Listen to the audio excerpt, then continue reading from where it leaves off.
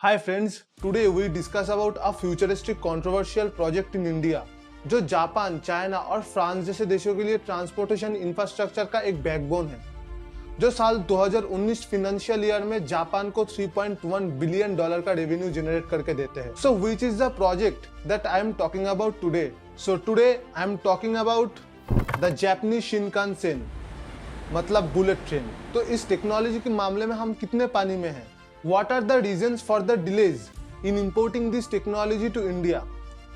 What is the future of this technology in India? What are those challenges that we have to face to build this technology? And lastly, what are the impacts of this project on Indian society and economy? And more importantly, India's vision to be a developed चलिए nation. बात bullet train की कर लेते हैं। Bullet train का blueprint जब PM Modi ने bullet train का ऐलान किया था तो विपक्ष को लगा था कि ये एक जुमला। प्रधानमंत्री मोदी के इस जापान दौरे को लेकर जो सबसे ज्यादा चर्चा है वो है बुलेट ट्रेन। जापान के राजदूत का दावा है कि बुलेट ट्रेन भारत में एक नई क्रांति लेकर आएगा।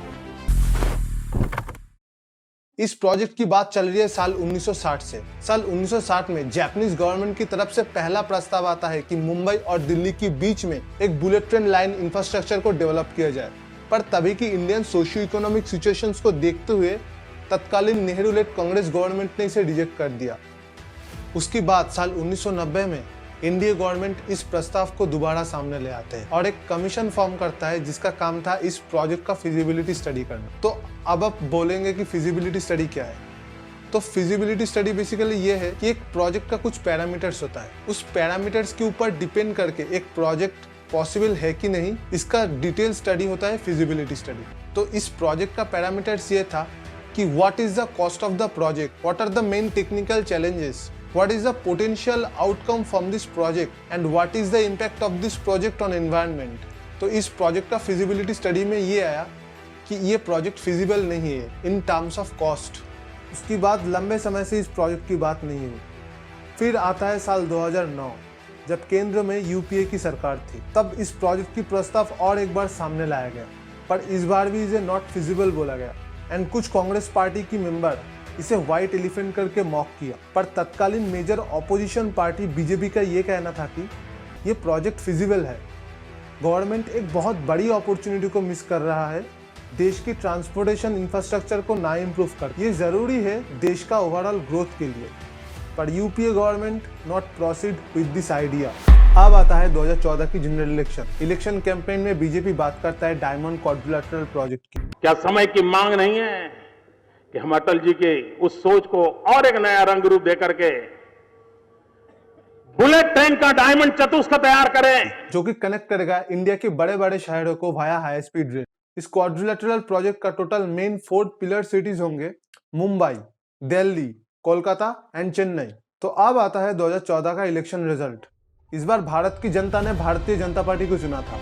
would have won the election and Narendra Modi with these numbers should not find it difficult to be the next Prime Minister of India.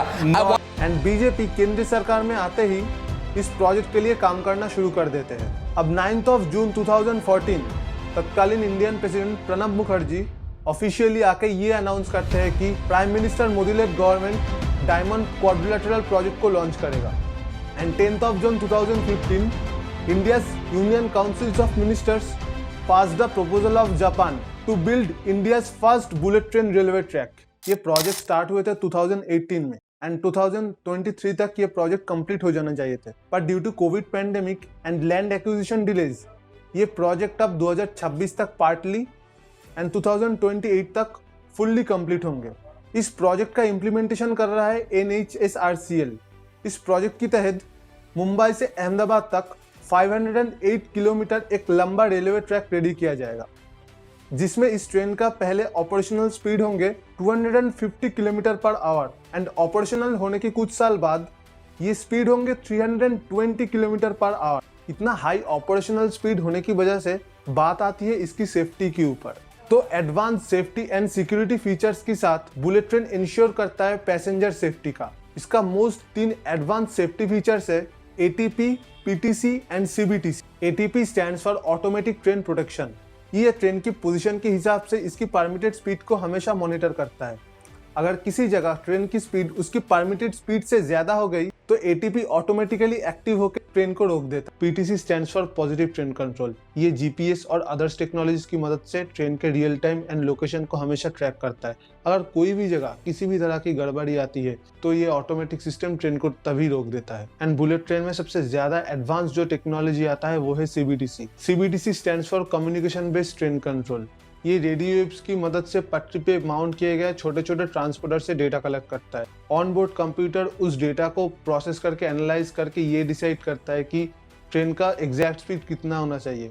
अगर ट्रेन का स्पीड परमिटेड स्पीड से ज़्यादा होती है तो ये सिस्टम ट्रेन को रोक देता है।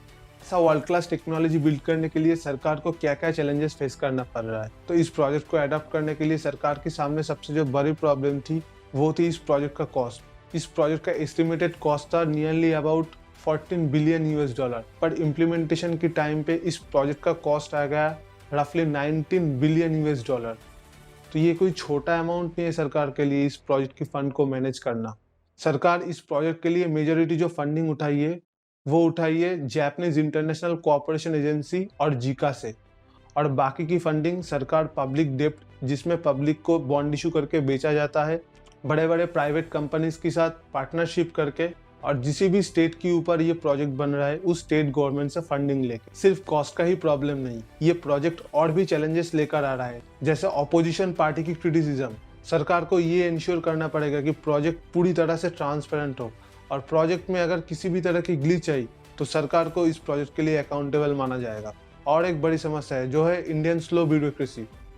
ये प्रोजेक्ट NHSRCL द्वारा किया जा रहा है, तो NHSRCL को सभी गवर्नमेंट एजेंसी से इस प्रोजेक्ट के लिए अप्रूवल लेना पड़ेगा, जैसे Indian railways, the ministry of environment, forest and climate change, ministry of land resources. इस सभी गवर्नमेंट एजेंसीज का कुछ अलग अलग सेट ऑफ रूल्स है। तो इस सभी गवर्नमेंट एजेंसीज को एक साथ लेके एक सेम पेज पे काम करना कोई आसान काम नहीं। और भी समस्या है जैसे public land acquisition, lack of technical expertise and India की कॉम्प्लेक्स टेरेन, जैसे नदी और पहाड़ों के ऊपर से इंफ्रास्ट्रक्चर को बिल्ड करना।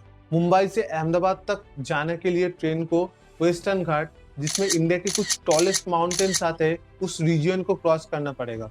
And reverse like Sabarmati and Narmada इस प्रोजेक्ट की रास्ते पर आएगी। तो ऐसी जगह इंफ्रास्ट्रक्चर बिल्ड करना एंड लॉजिस्टिक सपोर्ट प्रोवाइड करना कोई आसान काम नहीं। जितना बड़े बड़े प्रॉब्लम्स का हम सोल्यूशन निकल रहे हैं, क्या ये प्रोजेक्ट हमें उतना ही रिजल्ट देगा? एग्जिस्टिंग राजधानी एक्सप्रेस मुंबई से अहमदाबाद तक की डिस्टेंस को 7 घंटे में कवर कर सकती है। ये एक नॉर्मल पैसेंजर्स के लिए ठीक तो है, पर बिजनेस के लिए ये कन्वीनियंट नहीं है, और बिजनेसेस के लिए इसका सोल्यूशन हो सकता है high speed communication. Bullet train ये 7 घंटे की दूरी को सिर्फ 2 ही घंटे में कवर कर सकती है। अब आप बोलेंगे ये तो फ्लाइट से भी हो सकता है। अब सोच कर देखिए कि आपका कोई इमरजेंसी हो एंड वेदर कंडीशंस की वजह से फ्लाइट डिले है, तो आप वहाँ पर टाइम पर नहीं पहुँच पाएंगे। यहाँ पर बुलेट ट्रेन आपके लिए एक सेफर ऑप्शन होगा, क्योंकि ये वेदर कंडीशंस के हिसाब से नहीं चलता। सभी वेदर कंडीशंस पे इसका ऑपरेशन नॉर्मल होता है, और ये आने से आपका चॉइसेस भी बढ़ जाएंगे। बिजनेस के मामले में ये प्रोजेक्ट तैयार होने के बाद गुड्स एंड सर्विसेज की ट्रेड इजी हो जाएंगे, इसीलिए देश और विदेश दोनों तरफ का इन्वेस्टर्स इस प्रोजेक्ट से अट्रैक्ट होंगे, जिससे again thousands of jobs create हो सकती है। एंड इसके साथ साथ स्मॉल बिजनेसेस भी ग्रो होंगे, जिससे अगेन हजारों लोगों को रोजगार मिल सकता है। और लास्टली हम ये आशा करते हैं इस प्रोजेक्ट के आने के साथ हमारी देश और एक कदम आगे बढ़ाएगी एक डेवलप्ड नेशन बनने के लिए। जैसे 5G टेक्नोलॉजी के साथ हाई स्पीड इंटरनेट एक्सेस, हमारा देश का बढ़ता हुआ GDP, देश का बढ़ता हुआ इन्फ्लुएंस इन जियोपॉलिटिक्स, इस सभी में ये प्रोजेक्ट ऐड होने के साथ हमारे देश एक नई ऊंचाइयों पे पहुंचेगी। जो भारत पहले एक पिछड़ा हुआ देश माना जाता था, वो आज उभर रहा है एक ग्लोबल पावर बनके in each and every sector. तो हमें बस दरकार है कि सभी चीज़ों को हम एक न्यूट्रल पर्सपेक्टिव से देखें, एंड सही को सही बोले एंड गलत को गलत। एंड इसी के साथ करता हूँ वीडियो के end. If you like this video, leave a like and subscribe our channel, and do not forget to add your valuable thoughts in our comment section. Thank you.